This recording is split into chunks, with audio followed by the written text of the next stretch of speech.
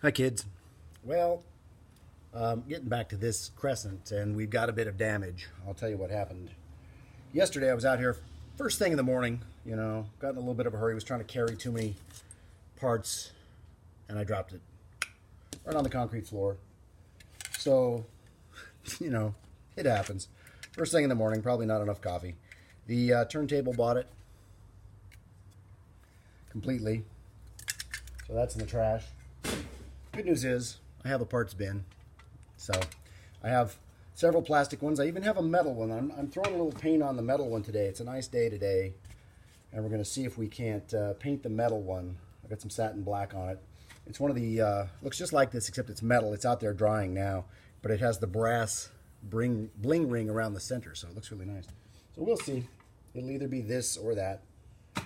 I repainted this. I'm not touching it too much. I just repainted it, so trying to see how it's going to come out. The paint's a little thick, having to recoat it again and touch up the damaged areas, but I think it's going to be all right. I'm going to set that aside. And if that doesn't come out the way I like, we'll just go ahead and use the gold one. I've still got the gold one as a backup. Problem was, when that brown one hit the floor, it landed like that, and then the cabinet landed on these edges. So we have a little bit of damage right here and right there, where it just landed right on that edge. And so anyway, so we'll try to do something with that. I don't know. This one's not too bad. This one's a pretty bad gouge right through the vinyl into the wood. So we'll see what we can do.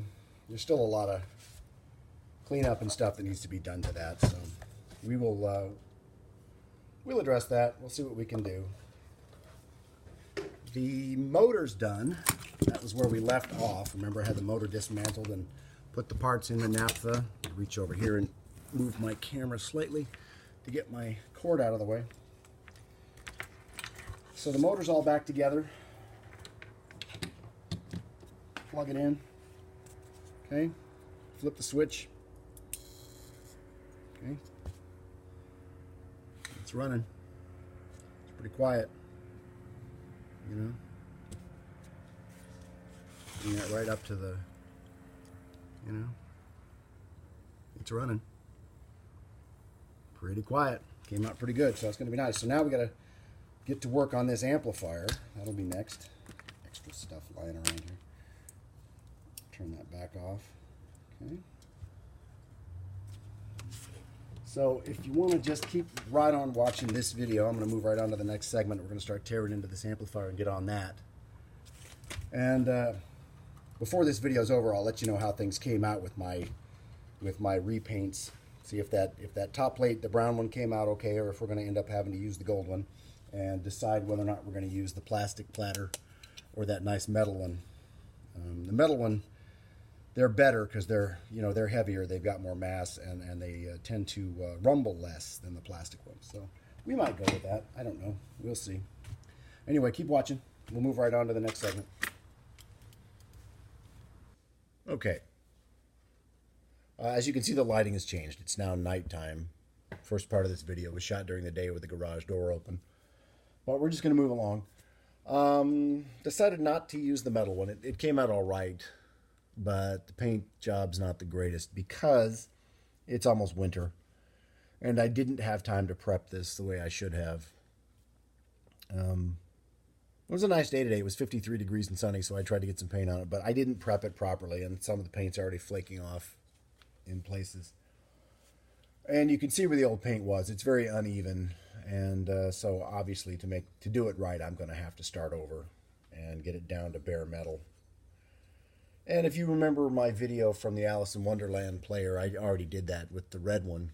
I stripped it down to bare metal and started over, and that's really the right way to do it. So we're going to save that for another project and just go with the plastic one, which I'm going to try to shine up because it's really dull. But should be able to make it look nice. Anyway, amplifier. We're going to start with the electrolytic capacitors. That's where you usually start on things like this. I took the can out. It wasn't easy. It was soldered in place. These lugs on here, these that a couple of them were soldered in there, and I managed to get it out without damaging it. And it says on here that the red wire is a 60 microfarad at 150 volts, and the green wire is a 40 at 150 volts, and the black wire is a common negative. So you can see the wires sticking out here where I clipped them off. And what we're going to do, because the space is so tight inside this tiny little amplifier, is we're going to gut this old capacitor can, and we're going to put our new capacitors inside it and just run the wires out. You know, we'll use new wires to make sure I've got enough length, and we will just and some of these wires don't look very good. They've got a lot of I don't know if it's corrosion, but they just don't look good. They're kind of white and fuzzy looking. I don't know if it's, you know, probably not mold, but it doesn't, you know. Anyway, we'll use new wire. And what we're going to have to do, I went into my capacitors. I have, this is a 47 at 160, so we'll use that to replace the 40. I didn't have a 60, so we will take two 33s and wire them together and make a 66. And we'll just put them all inside there. Make sure everything's insulated so nothing touches the side of the metal can. And we'll just get that all... The trick is going to be gutting this, because it's got the old capacitors in it. It looks like there's a lot of wax in there. And there'll be a lot of coil, you know, rolled up wax paper and tin foil is how they made these things. So we'll have to maybe put some heat to it, and maybe take a drill and go down into the soft center and, you know, bust it loose and then just kind of dig it out of there. But anyway, once we have it empty, we should have plenty of room to get our new ones in there. And that'll be the first step. And then, you know, you just put it back in there and twist these tabs to lock it in place. And if, you know, you can solder it in there if you want, like this one was, but it's not really necessary. You just have to kind of twist those tabs. And then we'll just have to, well, what is it? There's only three big wax capacitors in here. A couple of 3-disc capacitors, and 1, 2, 3, 4, maybe, yeah, like 4 resistors. So, you know, be pretty easy. So we'll do that, but we're going to, like I said, we'll start with this. So I'm going to start tearing into this thing and see if I can figure out what it's going to take to gut it, and then we'll take it from there. Keep watching. Okay, here's where we're at. Don't be distracted by the college football. I have the sound down. I managed to get this capacitor tube emptied. Was not easy.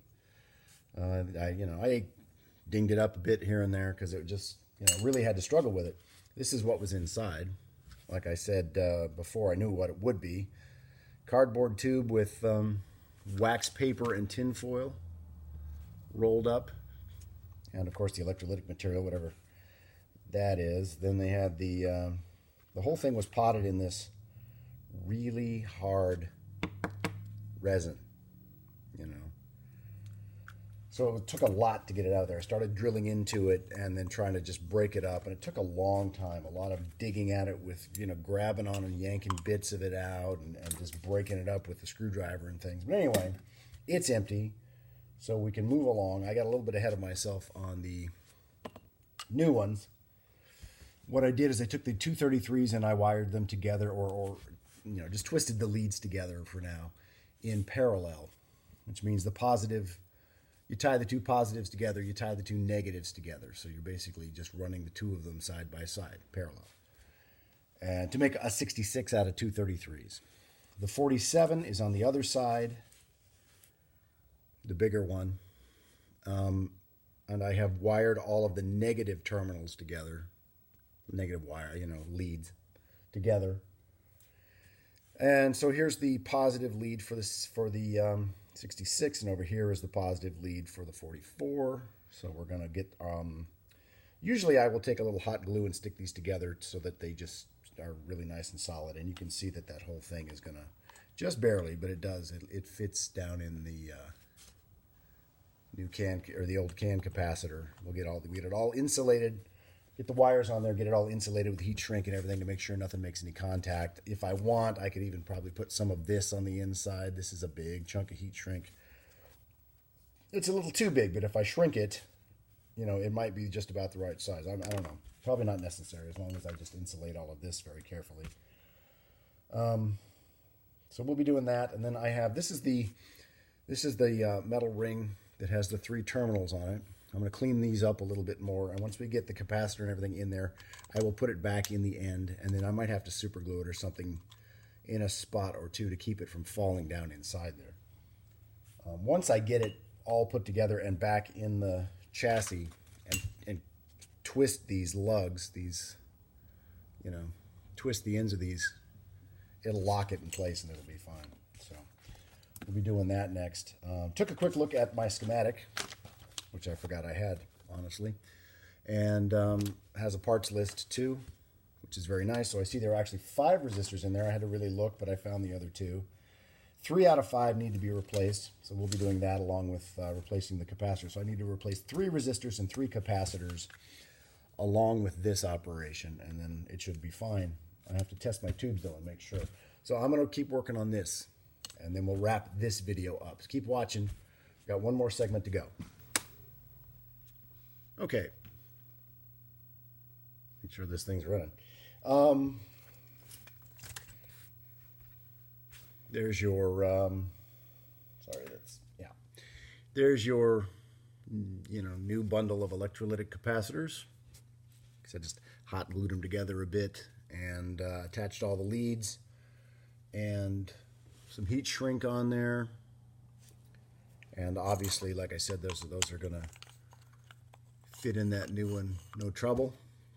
Probably, let's see if I can maybe hot glue them in there or something. Sometimes if you want, I could fill this thing with hot glue if I wanted to. It wouldn't affect the operation of those things. Some people will melt wax and pour it in there and pot them, but it's not that big a deal. I'll just try to get them secure where I know they're not going to rattle around in there. And then we'll put the ring back in. I kind of cleaned up these terminals a little bit. Put that back in there. And then we'll be ready to put it back in here. And what we're going to do is we're going to replace the original red, green, and black wires. You can see them just poking out there a little bit. We're going to replace those with these new ones so that we make sure we have enough length to work with and everything. And should be fine. And we'll go about replacing those capacitors and resistors there while we're at it. So anyway, give me just 1 second to button this thing up, and I'll be right back. Okay, there it is. Okay, got it locked back in place.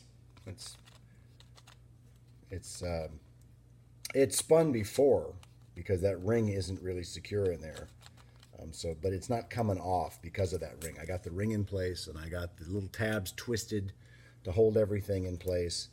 Got my 3 wires running through there, ready to be connected. The old wires are still in there, so I'll just be cutting those away one at a time and replacing them, making the new connections. And then, like I said, we'll get going on these capacitors and resistors, and that should be it. I'll give you, move this real quick, and we'll give you a better look at what's going on in there. Here is the old green wires running down here, from up here, underneath everything, down to here. The old red wire and black wire I have sitting right here. Okay. Red wire just comes around to this terminal where this resistor is right here. And the black wire just comes over here to the other end of that resistor. That's it right there. So this resistor this capacitor I've already disconnected because it was connected to this. It's just grounds to the chassis via this terminal on the capacitor can. So if I remember right, this resistor under here, this resistor here, and this resistor here need to be replaced. This one, the 150, and there's a 10 meg under here. that do not need to be replaced. So 3 capacitors, 3 resistors. We're going to see if these old disc capacitors are still good. They probably are. So anyway, I'm going to end this video with that. And then we can, once I get this all done and test the tubes, I'll come back and we'll be ready to start putting the record changer back together and get this thing finished. So that'll be it for this video. Thanks for watching.